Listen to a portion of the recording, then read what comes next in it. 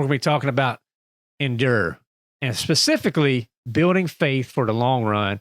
And I have with me the guy who literally wrote the book on this, Daniel Ritchie, man. So I'm excited to have Daniel here. But guys, before we get going, remember the scripture of the week, Galatians 6:9. Let's not become discouraged in doing good, for in due time we will reap if we do not become weary. So guys, Daniel Ritchie, here are a few things about you. Go to our YouTube and check this one out online. He was born without arms, but God has glorified in his difference and has given him a thriving life. And Daniel, he speaks to more than 200,000 people every year, sharing the good news of the gospel. And I tell you what, it's his joy to encourage others and provide the hope of Christ. And his circumstances, while they're unchanging, as many of yours, but God has glorified him in everything he's doing. He's found contentment. And so, guys, Daniel actually lives very close to me. He's here in the central part of North Carolina. He's got a wife of Heather of 15 years. They have 2 children, Teague and Elliot Hayes, and they love Friday night pizza, movie nights. That's right. Traveling, being outdoors, and being at the beach. So we actually have a lot in common. So I'm excited for this one. So what's up, Daniel, man? How you doing? What's up, man? My neighbor, basically. My neighbor that I've never met. Good to finally meet you, bro. Hey man, we're gonna have to hit up a local Mexican restaurant, hit some, and hit that up and get some tortilla and chips or something like that, man. Ooh, man, sure. let's get some ganzas, bro. Let's do it right. That's right. Man, I'm so excited, man, to have you on here, buddy. And when they sent me your book, and I just read it cover to cover. I just thought it was amazing, first and foremost, and maybe just give us some insight, man. What led you to and desire to write this book called Endure? Yeah, man, I think the inspiration for it, it was the week before lockdown. I'm preaching in a church in Georgia. And after the service, I was in the back just kind of greeting people and, as they leave and saying hi. And as I was wrapping up, like 3 people came up to me, and this is in the midst of, I'm a guy, I'm an evangelist. I travel and preach every weekend in other churches. Mm-hmm. And at least 3 people just looked at me and were like, man, don't stop what you're doing, which to me is weird because it's like, man, I love the role that God has me in. I love this ministry that he's given me. And so I'm like, bro, I ain't quitting this. Well, then 6 days later, world shuts down. I don't preach for 7 months. I don't have income for 7 months. And very much so, I wanted to stop what I was doing. I wanted to transition. And I mean, truthfully, it really got down to, man, we had about enough funds to make it maybe another month. And I was like, baby, I'm gonna have to pivot if we don't start getting back at it. And man, by God's grace, that first speaking engagement came in September of 2020. But I think those 7 months of just waiting and waiting and waiting, that's what really birthed Endure. Because I think for me, like, this is just a really practical book of how do we keep chasing Jesus, keep knowing him, and keep making him known in the everyday parts of our lives.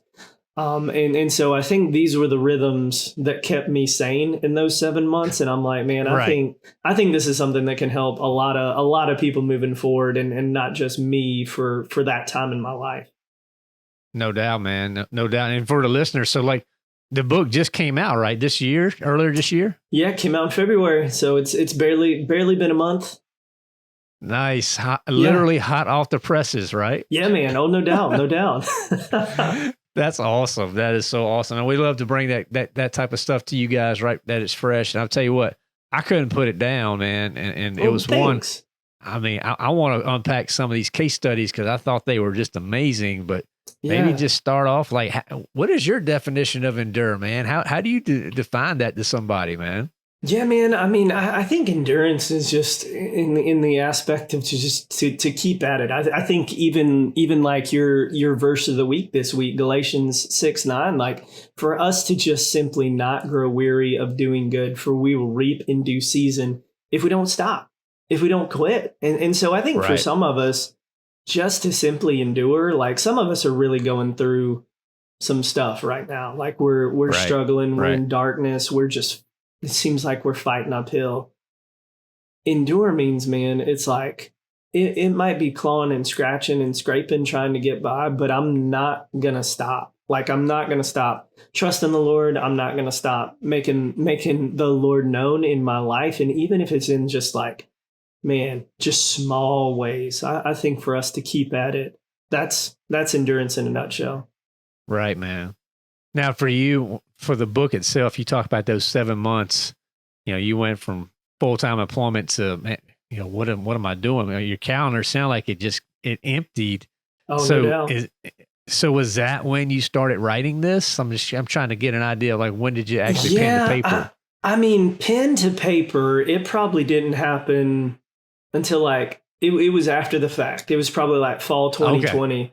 Oh wow! And so I just kind of put the rear view mirror on, and I was like, God, how did you get me through those 7 months? And I mean, to your point, you pointed at the case studies. I think it was looking at guys like Joseph, Abraham, Paul, what God led them through, how God sustained them in the midst of either the injustice committed against them, or the trials that they had to face, or the weight that they had to experience. Those were guys that God used to encourage me. And I was like, man, I want these same guys to encourage the reader as they go through this. And then, just the really practical aspects of discipleship, evangelism, the word, prayer, church membership, all of those things, again, were just the fuel to keep me chasing after the Lord. Yeah, no doubt. And I tell you what, as I love the title too, because it speaks to guys, I think, first and foremost. I mean, the line within us, we're trying to serve men, but I think guys get that endurance. Like we get it, but it's tough, man. I mean, particularly in the world we live in, it's hard to endure, isn't it? Yeah. Oh, no doubt. No doubt. And I mean, it's like, I think even in Jesus' call to discipleship, I think we get the glimpse of what it means to follow him when he says, take up your cross, deny yourselves, and follow me. And I mean, for us to remember, when Jesus says that, he hasn't gone to the cross yet. The cross isn't a picture of hope when Jesus says that. The cross is a picture of torture and execution as Jesus utters that. And so it is no mistake that's Jesus's call to discipleship, that it's, if you're going to follow me, this is going to be really, really excruciating. And so I think for us to realize first and foremost that it's like chasing Jesus is hard. And I think if we can put our expectations right there, right out of the gates, I think that's what allows us to daily. I mean, just like so many of us are trying to like maybe eat right and work out more. Well, you got to give yourself the good fuel so that you can continue to run the race, to work out, to get into better shape. Same for us in the faith. We got to give ourselves the good fuel so it's like we can keep chasing, keep running. That's right. I tell you what, and I love that, I hadn't even thought about that. Pick up your cross and follow me. But that cross, that hadn't even happened when he was telling that. That was very insightful there. So maybe let's pick up a little bit, because you mentioned Paul, Abraham, and Joseph. And I'd love to break them down a little bit and give our listeners just some insight to what, why you picked them. So maybe we can start with Paul, because you pointed to Paul in your book. You talk about grace, and that's kind of the theme around Paul that you wanted to focus on. So, why Paul and why grace? Yeah, I mean, I think for me, ever since I got saved as a teenager, Paul was like my dude. Just because it was like, he was my guy, man. I love Paul.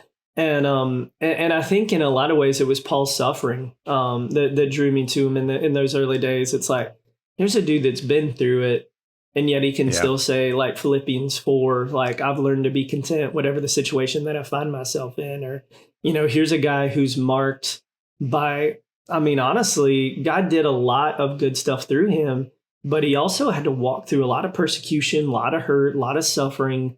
But I love how Paul describes himself. He says, you know what? It's by the grace of God that I am who I am.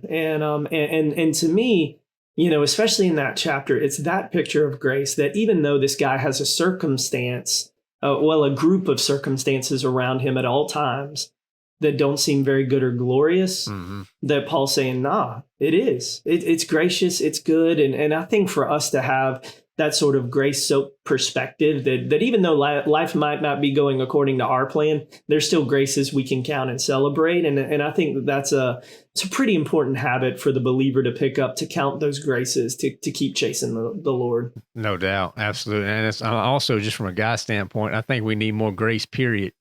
No doubt. And guys, man, like, this also speaks to you and your wives. Like, for you lines out there that are married, grace goes a long way for a happy marriage, man.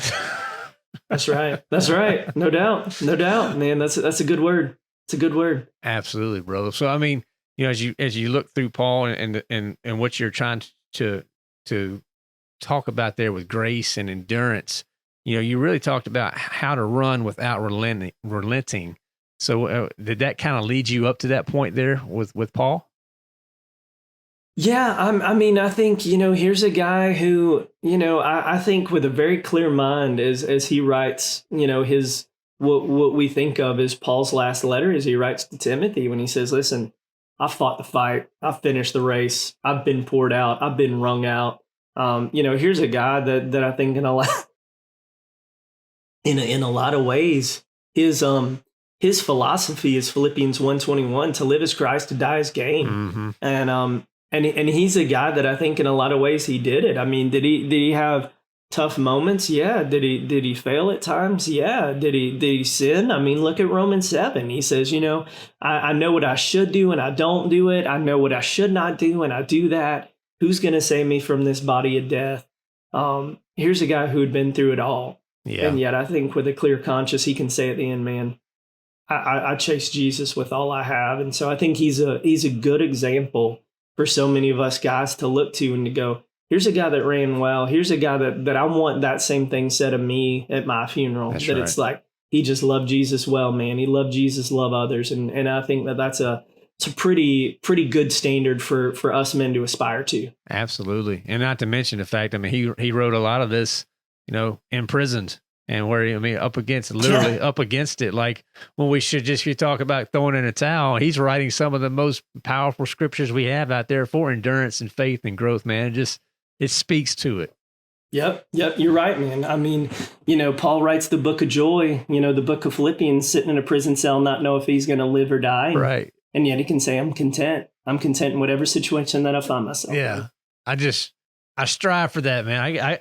It's hard to get content, and we live in these houses in this nice area of North Carolina. We have all these luxuries, but we still fight, for contentment. But man, that was just a great message. And I tell you what, Daniel, let's I want to jump to Abraham, but let's take a quick break and then we'll come back and we'll let you jump right into that. Satan will do everything possible to destroy you. Are you prepared? Start training today with the Leadership for Christian Men Bible Study. The focus of this Bible study will be to help you and your lion's den grow in the areas of health, mind and body, wealth, career and finances, and self, husbands and dads. We know it can be intimidating being a Christian leader. This study will help you identify areas to work on and grow the relationships around you that will make an impact for the kingdom. If you still feel uncertain, remember, God does not call the qualified. He qualifies the called. See our site, thelionwithin.us, for details. All right, guys, I'm back here with Daniel here, and we just finished talking about Paul and the case study he had there. So you gotta go get the book. We're not gonna give you everything, but it's a lot there on Paul. And then you moved to Abraham, and you really tied in faith there with Abraham. So just walk me through the thinking there. Yeah, I mean, it's the faith of Abraham that stands out more than anything. It's man, God chose him. God comes at Abraham, man. This is my dude. This is my guy. Abraham's faith is tried, countless times, whether it's offering up his son, whether it's just the wait for the promised son to come to be, whether it's the wait to see his descendants outnumber the stars. I mean, it's like so much of what Abraham did and how Abraham lived was by faith. It surely was not by sight. And so I think for a lot of us in the midst of the unknown, Again, to think back when I wrote this book in 2020, man, we didn't know what the world was going to look like. We didn't know when the world was going to open up, or, it was just there's a lot of doubt. And I mean, same for us now. It's like we don't know if World War III is going to start tomorrow. We don't know, what the financial status of the country is going to be in another 6 months. Like, it's just there's a lot of uncertainty. There's a lot of waiting. But I think as we see Abraham's posture, there was just he just simply trusted in the one that held his life in his righteous right hand. And I think for us as men, again, to realize that it's like we don't have to always have all the answers or we don't always have to do the right things. But man, we do, like, solidly day in and day out. We need to trust the right one, and that's the creator and sustainer of the world. You got that right, man. I tell you what, the one word you said a couple of times there, and it just makes me just kind of twitch a little bit because I struggle with it so much, is the wait. Like, the patience. I mean, the patience is a fruit of the spirit. And it's the fruit that I spoil, that spoils on my tree the most, man. I wish it wasn't. I wish I was better at patience, and it's something I pray for. But like, when you pray for patience, what does God give you? He just gives you an opportunity to be patient, you know? So that's right. Yep. I mean, it's a muscle that has to be flexed. And I mean, same with faith, faith is refined, like Peter talks about in 1 Peter chapter 1. It's refined by the fire of trial. And so, for both our faith and patience to grow, it's usually afforded in the opportunity to actually live those things out. Absolutely. And I mean, thinking through Abraham, the waiting he had to do, just the endurance he had to show, but the faith never wavered. Like you said, it never wavered for a second. And just to be asked to even take your son to sacrifice. And I mean, the Bible just makes it sound so simple. Like, he just got up and went. Like, bro, he was debating that, but no, he just got up and went. Like, and that's just that type of faith, just I'm going to obey. Yeah. I mean, I think sometimes we, it's almost like we cinematize, some of these stories in the Bible. We just like distance ourselves from it. But it's like, as we read that story of Abraham and Isaac, insert yourself into that. Imagine walking your son up a mountain and God calling you to sacrifice him, when in your mind you're knowing, God, this is the promised one. Like, this is the kid you promised me and that I waited for decades. What are you doing, Lord? Right. And yet Abraham still was willing to follow what the Lord was going for. And I mean, we know Abraham did not sacrifice his son, but we see his faith even played out and even exercised even in the midst of that moment. And I think to realize that was a costly moment. That was a scary moment for him to walk in faith, but yet God still showed his kindness, showed his grace. He did. And I mean, for the guy, I mean, obviously we're trying to serve men out there. And this was brought up to me by another guest talking about this story, Daniel. He was like, if you don't believe in God, just look at that story of Abraham and Isaac. And I was like, all right, keep talking. He's like, seriously, for the hunters out there was a ram with his horns caught in a thicket. He's like, that don't happen. He's like, that's God's hand right there. That was just an amazing, just testimony of a miracle that was right there. It's just one of the points he really resonated with me. I was like, I got it. That makes a lot of sense because, you never see that. That's good. That's good. Yep. That's good, man. God providing even in the midst of that. He provided. Now, leading up to that Abraham area of the book, you talked about reading the word, honoring God, and in prayer. And you probably just got a few guys squirming when they listen to that right now because they probably not reading the Bible as often as we should. And we're probably not praying and also praying with our families the way we should. So maybe any encouragement there that you have that you've offered men to really get into God's word more and for their prayer life. Is there anything you'd offer up that works for you or maybe, best practices? Yeah, I mean, let's use again to go back to that like working out analogy. It's like if we're going to be guys that take the time to go to the gym, well, you got to kind of sort of eat clean. If you're trying to bulk, if you're trying to build muscle, you need protein to do that. You need to fill yourself with the right stuff. Well, I mean, same for us in Christ. If we're trying to grow in Christ, we need the right stuff. We need the right intake to come into our life.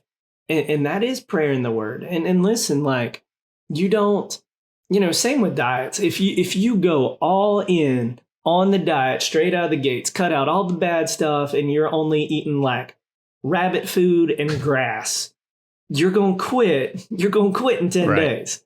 But if you start slow, like, all right, I'm going to cut out my ice cream, or I'm going to cut out like some of my potato chip addiction or whatever. Right. And then you slowly start working up to, well, now I'm only eating like, greens, veggies, meat, stuff like that. When you gradually do that, you're much more liable to keep after it. Right. And so for the guys listening that are squirming, that are having a moment, man, start small. Like go download the Bible app. Like it's literally, I think you go into the App Store and it's literally just says like the Holy Bible or something like that. And if you download it, even in there's like very simple reading plans that take you 4 minutes a day, 5 minutes a day. Start there, work your way up. Same with your family. Like if you've never prayed out loud in your life, start with the dinner table. You can pray for the food. Anybody can do that.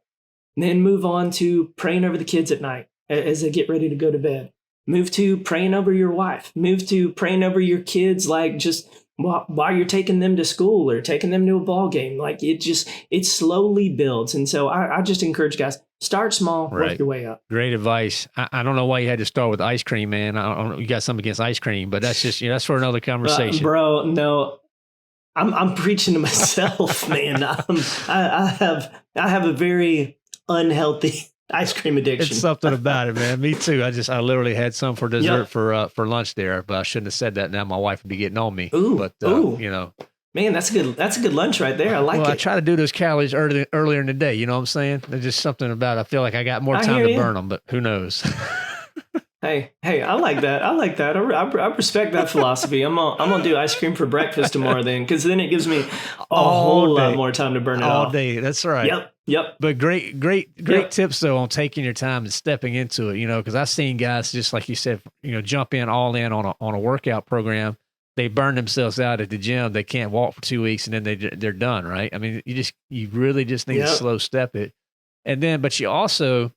To your point, Daniel, I think you'll challenge guys too. You can't just stay stuck. Don't stay just, we're not praying just at the dinner table. Like you start expanding it and do family devotion. Like you said, maybe you're driving the kids, you start praying out loud. But I think the guys, your family, your wives just need to see you being more intentional about this and growing together. Yeah. I mean, it's like talking to our kids, if our kid comes home with a D+, C- on something at school. We're going to look at them and we'll be like, well, you've got a pulse, but that's about it. Like, I can tell you kind of sort of maybe gave it an effort. Well, I mean, same for us. It's like, if our faith is characterized by dinner table faith or, we'll maybe glance at a Bible app once and now and again. If that's the case for 10 years of our life, 10 years that we're trying to like, lead our family and lead our kids. Right. It's not a great place. Like we got to do better than that. And so I think it's, to not be content to just get by, but to keep chasing, keep pursuing. I mean, in the same way, honestly, like Christ has pursued us, in the midst of, because for some of us, man, Christ has had to really chase us down. So I think the challenge for us is to go and do the same. That's right. And in evangelism, it starts at the house, guys. So, I mean, don't forget, I mean, those kids, your wife, you are called to be the leader and, need you guys to start stepping up. So I'll tell you what, Daniel, let's take a quick break. Then we'll jump in and we'll talk about Joseph. At The Line Within Us, we discuss wealth a lot. And our sponsor at Investing for Beginners provides great resources for those wanting to take their knowledge of investing to the next level. Their monthly research e-letter is the best way to learn about the market and apply insight to begin growing your wealth. The newsletter tracks the founder's journey of managing a portfolio and shares how the decisions are made. For the beginning investor, this could be a great way to learn how to get started with investing from a company that is putting their money where their mouth is. I've been subscribing to their e-letter for quite some time, and it's something I look forward to every month, and I've learned a ton. They're a conservative group with an emphasis on a margin of safety.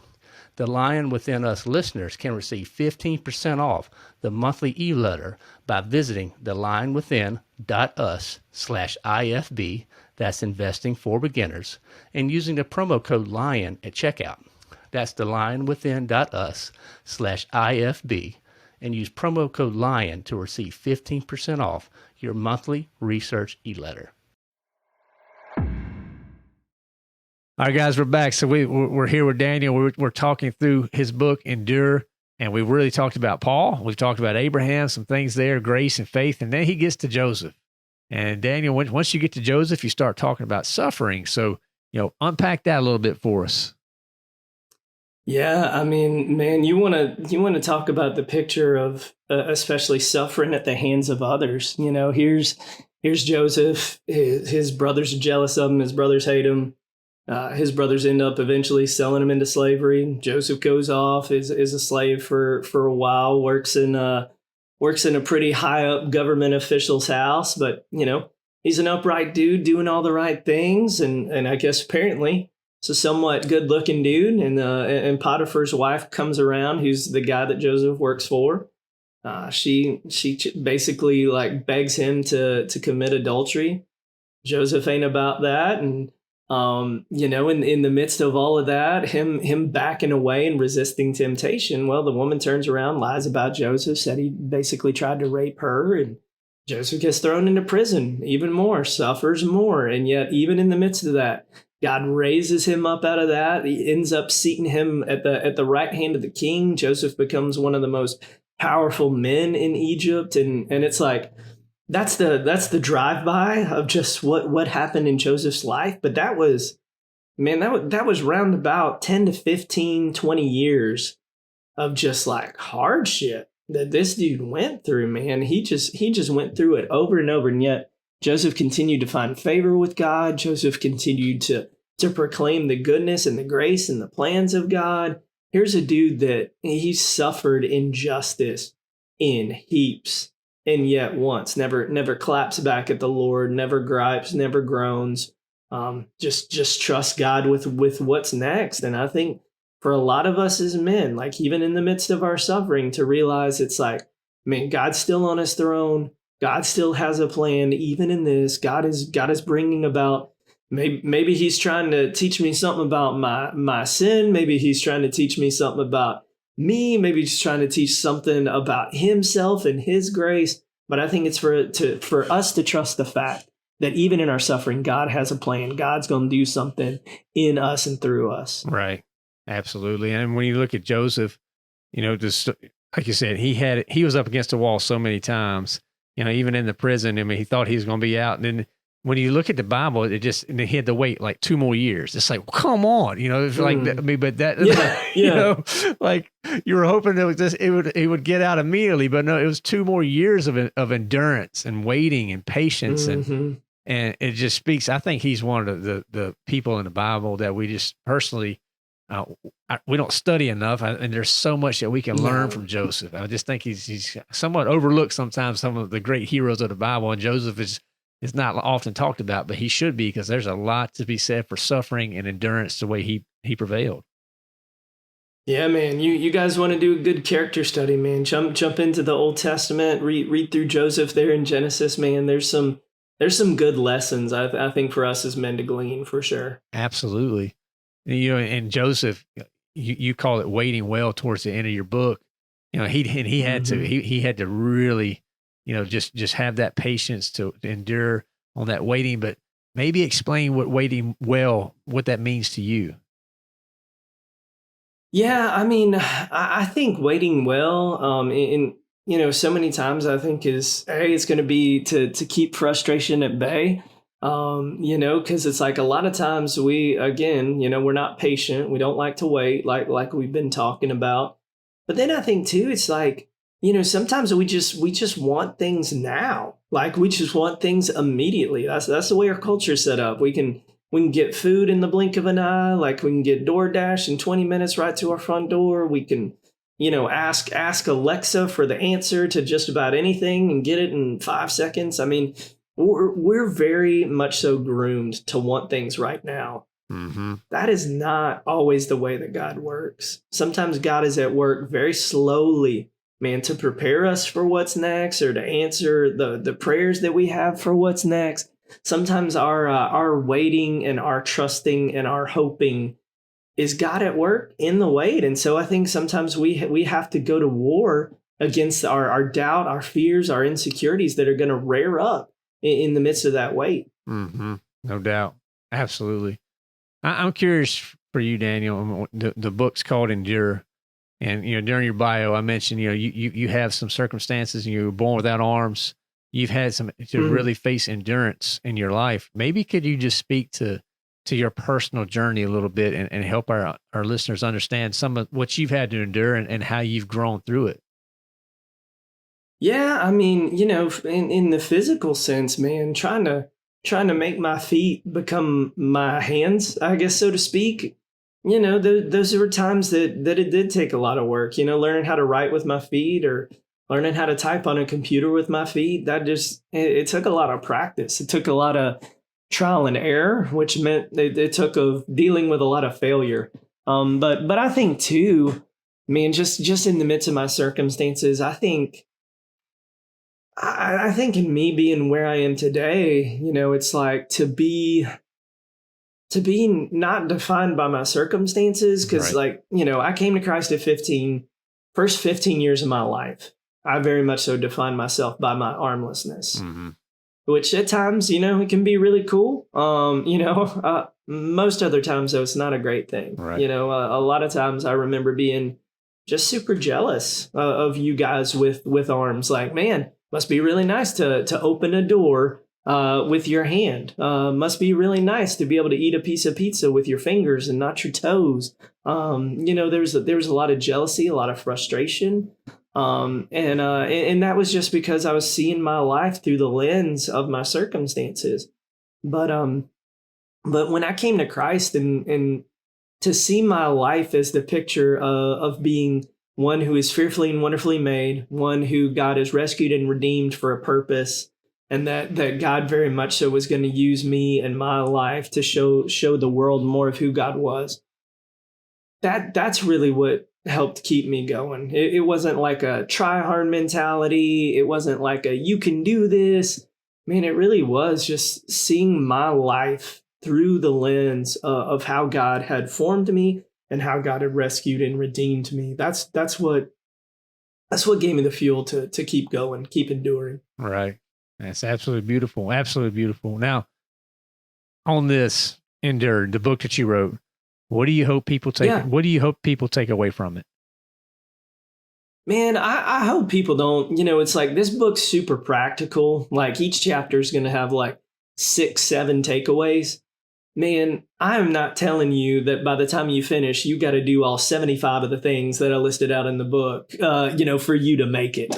Right. But what I am trying to do is just give you a few things that you can bolt onto your life, these rhythms that you can start living out in your life, that Lord willing are going to help you to know Jesus better and to make Jesus known Right. in your life. And so don't think of it as prescriptive, like you got to do all these things or you don't love Jesus. It's just my hope that it's like I'm describing, man, just so many of the good gifts that God has given us that we have an opportunity to walk in, day out.